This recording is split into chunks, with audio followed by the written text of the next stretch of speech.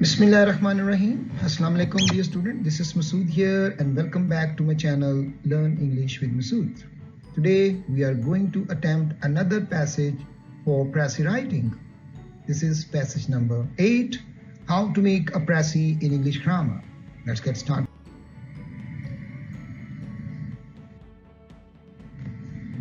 Yes, the first step is reading and marking the passage within the passage.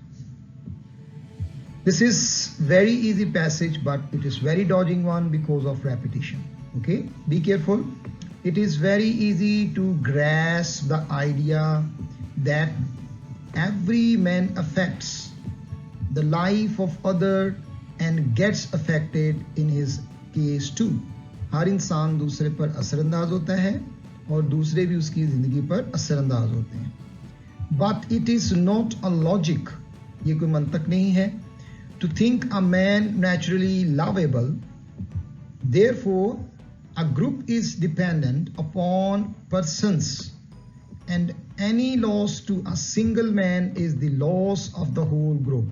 Here we have a first passage that when one is affected, and then he continues the argument कि जब वो एक माशरे में रहता है तो वो दूसरे के साथ वो डिपेंडेंट भी होता है. बोथ यानी dependent and independent are part and parcel. अब ये हमारा प्रोवर्ब है, इसका कोई लेना देना नहीं प्रेसी में, ठीक है. A group of people is like human body, ये भी एग्जाम्पल है बिकॉज यहाँ पर आपके पास देखें लाइक का वर्ड आ गया. In which if any part is injured, अभी किसी भी हिस्से में कोई तकलीफ पहुंचती है और फंक्शनिंग उसका खराब होता है, not well, the whole body will not perform other functions well. तो ये एक एग्जांपल है इस पैसेज में जो कि इस प्रीवियस टॉपिक को, प्रीवियस आर्गुमेंट को सपोर्ट कर रही है. फॉर इंस्टेंस ये देखें एक और वर्ड उसने यूज भी कर दिया हुआ है. अब इसी बात को वो फिर दोबारा लिखता है. If a boy earns a bad names for his family by doing evil deeds, the honor of the whole family. अब यहाँ पर एक इंडिविजुअल का जो एक्शन है वो उसकी पूरी फैमिली पर स्टेक पर आ जाता है, यानी वो सारा खतरे में आ जाता है. The same, अब ये देखें बिल्कुल इसी तरह, the same is the condition of the societies where every person is important at his or her place. ये उसने इस एग्जाम्पल को सपोर्ट करने के लिए आर्गुमेंट दी है. If there good deed is done by anyone, ये उसी का एक उसने अपोजिट दिया. यहाँ पर उसने इवल के बारे में बताया और यहाँ पर उसने अब गुड डीड के बारे में बता दिया. Same like that. One he will not only brightens his name but also of family and nation to which he belongs to.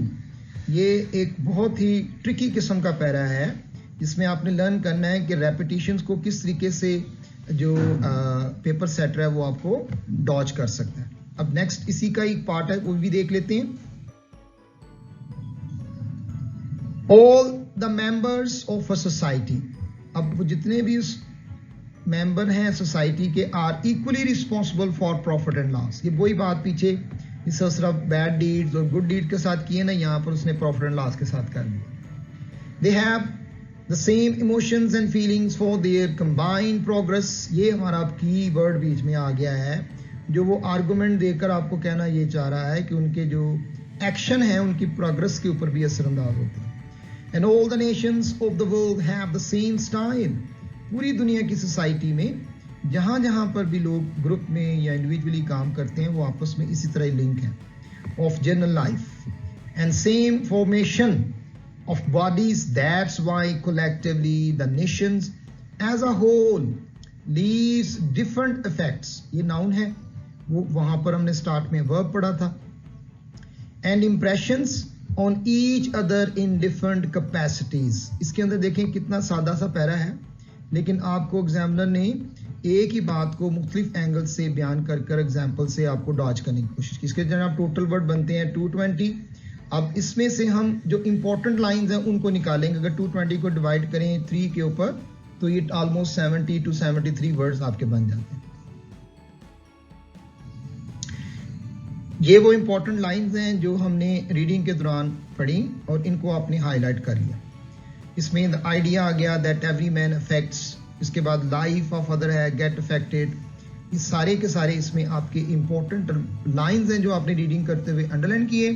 अब हम फर्स्ट स्टेप में जब उसका ड्राफ्ट तैयार करेंगे तो इन्हीं लाइंस को यूज करेंगे। अभी उसमें कोई चेंज नहीं ज्यादा लेके आएंगे, लाइंस लेंगे, इंपॉर्टेंट वर्ड्स वहां लिखेंगे और फिर उसके बाद हम थर्ड स्टेप में जाकर वर्डिंग भी चेंज करेंगे और उसको और सिंप्लीफाई भी करेंगे।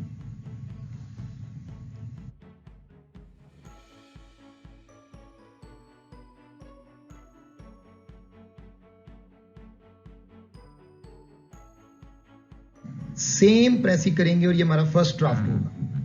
इसमें हम ज्यादा वर्डिंग चेंज नहीं करेंगे। It is very easy to understand that every man effects, ये वही वर्ब है, ये आपका वर्ब है यहां पर, okay, others and gets affected in life. It is not a logical to think a man naturally lovable, उसके इमोशंस हैं। A loss of a person is the loss of the whole group, और not well whole body, ये वही lines हैं जो functioning well जो हमने उसमें पैसेज में से प्रेसी करने के लिए चूज कर ली। इसमें देखें कोई चीज मिस तो नहीं हुई, आपने उसमें ये गो थ्रू कर लिया और आपको ये लाइंस मिल गई। अगर इसमें भी कोई वर्ड आप चेंज कर सकते हो तो कर सकते। अब हमने जब इसको फर्स्ट ड्राफ्ट हमारा इस तक तैयार हुआ तो ये हाफ पे चली गई है ऑलमोस्ट, ठीक है। अभी इसको और शार्ट करना है।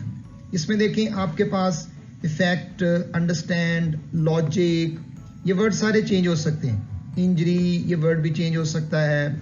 लॉजिक को आप यूज कर सकते हैं रैशनल के साथ। इसी तरह आपके लवेबल का एमिएबल है, प्लीजिंग है, इमोशंस हैं, फीलिंग्स हैं, बहुत इजी वर्ड्स दिए हुए हैं, इनको सबको हम चेंज करेंगे।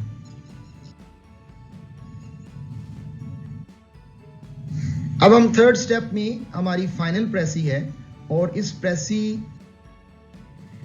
now this is the final pressy. It is very easy to understand that every man influences others and gets influenced in life. This is the change, influence हमने चेंज कर लिया। It is not a rational, अब यहां पर हमने logic की जगह पर rational लिख दिया। To think a man amiable, ठीक है, ये भी हमने वर्ड चेंज कर दिया lovable की जगह पर।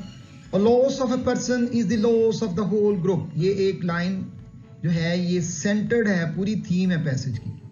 All the members of societies are liable to, वहां पर अब responsible for था, अब हमें liable की preposition लगानी पड़ी, to growth because of their same emotions.